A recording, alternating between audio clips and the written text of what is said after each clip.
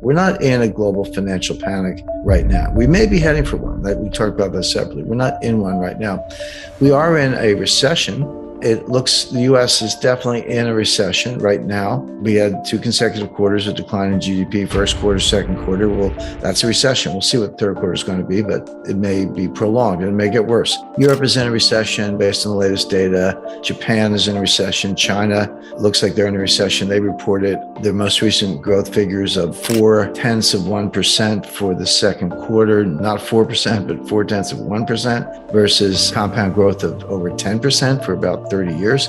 And they lie. So if they're admitting 0.4, I have to believe that's negative. So we're really looking at a global recession. Now, a recession or even a depression, which it may turn into, is not the same as a financial panic. You can have panics without recessions. We saw that in 1998, 1987. You can have recessions without panics. We saw that in 1990 and 2020. Sometimes they do go together. 2008 was an example of both, a severe recession and a severe financial panic. But I would keep those separate because if we're not in a global financial panic, then we don't necessarily have dollar buying because of get me out of everything else.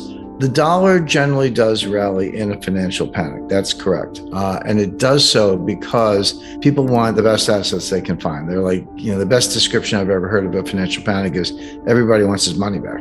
Doesn't matter what you're in, get me out, sell it, whatever. I want dollars. Well, when you get the dollars, you got to go buy something. So you can leave it in the bank, but banks are risky. The problem in 2008 is the banks were failing, and that didn't quite happen in 2020, but it absolutely happened in 2008. So they buy treasury bills. They buy treasury notes. They're the safest assets. They may not want them for long, but you can buy a 2-year treasury note or a 6-month treasury bill. You're not in it that long and your money's safe. So there is a demand for dollars somewhere around the world to buy that really good collateral because it looks like a safe haven relative to everything else that's falling apart. That's not exactly what's going on today, but it's related. But we are in a recession. Now, the recession should damp down the inflation. It hasn't yet. Inflation's high. There's no question about it. We see it in the data. You see it at the gas pump. You see it at the store. But that may trend a lot lower very quickly, but not for good reasons. In other words, you say, well, what's the Fed doing about inflation? Well, they really can't do anything about it. The inflation is coming from the supply side. Inflation can come from probably a lot of places, but 2 places in particular, supply side and the demand side.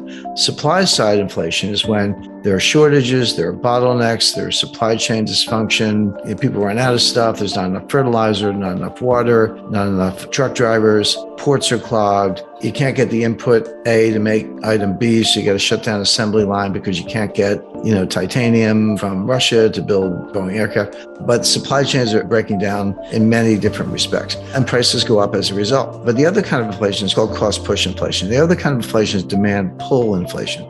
This is when consumers change their behavior. They get it in their heads like, hey, prices are going up, they're getting out of control, I better go out and buy that thing, And this is what we lived through in the 1970s, and I remember very well. If you were going to buy a refrigerator, a new car, a dishwasher, whatever, you'd say to yourself, I better go buy it today, because if I wait 3 months, it's going to be higher, or 6 months, it's going to be a lot higher. So, of course, that just pulls demand forward and it creates excess demand relative to supply, and then prices do go up, and it feeds on itself.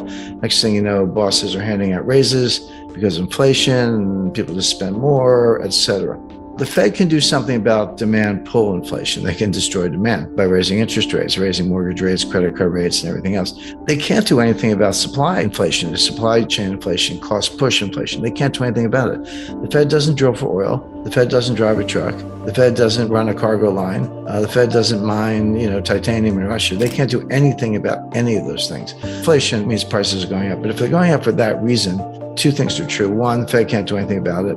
2, it will probably run its own course in the sense that, if prices go higher, there's going to be a lot less discretionary income. You still got to put gas in your car, and you still got to put food on the table. If those 2 things have doubled in price, and they have, then you have that much less left over for everything else.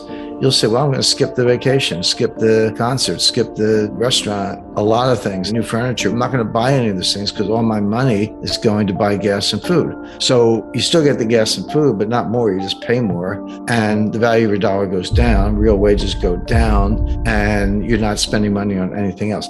That'll put the economy in a recession real fast. That's happening. I mean, we're in a recession. I already said that, but it will get worse. Now, here comes the Fed, right? always a day late and a dollar short, or maybe too many dollars, but they always get it wrong, is my point.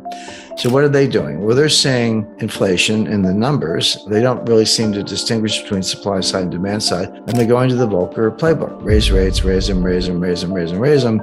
That can get inflation under control, but only at the cost of a much worse recession, higher unemployment, business failures, people out of work.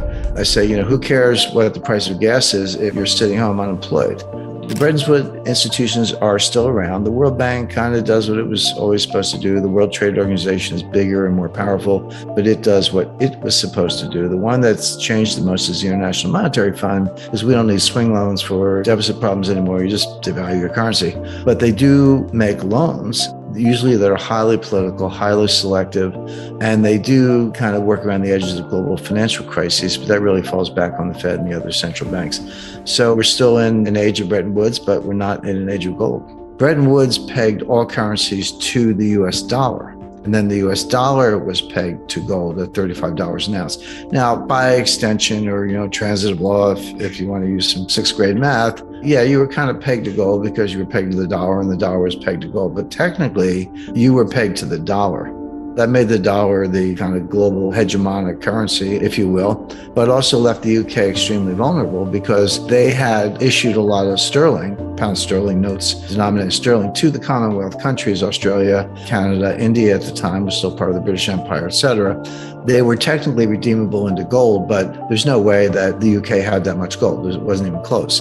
But by diminishing the role of sterling and elevating the role of the dollar, highlighting sterling's vulnerability to a run on gold, exacerbated economic tensions with everybody, including Canada, Australia, and a lot of the African members of the Commonwealth. But coming out of it, you did have a world where the only currency pegged to gold was the dollar and everybody else was pegged to the dollar.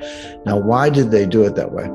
The answer was that they felt that other currencies might run into difficulties, trade deficits, imbalance of payments, etc., and might have to devalue. Now, they didn't want anyone to devalue. That wasn't necessarily the plan, but realistically, they thought it might happen. Again, that was one of the problems of the 1920s, 1930s, is that devaluing against gold was a total crack up. It usually came hand in glove with the banking panic as it did in the UK in 1931. So they felt that if you could modulate that process, the dollar was always pegged to gold. That was the anchor of the whole system. But if you ran into trade deficit problems, there was a swing lender. The swing lender was the International Monetary Fund. That was really the role of the International Monetary Fund at the beginning. Throughout the 80s, 90s, and into the 2000s, it's become this global monetary policeman. They impose all kinds of deals. They make loans. They made multi-billion-dollar loans to Ukraine a couple of years ago. Ukraine did not meet any of the criteria for a borrower, but obviously it was political. So the IMF has become the finance arm of the U.S. State Department and a highly, highly political organization, wandered very far from its original intention.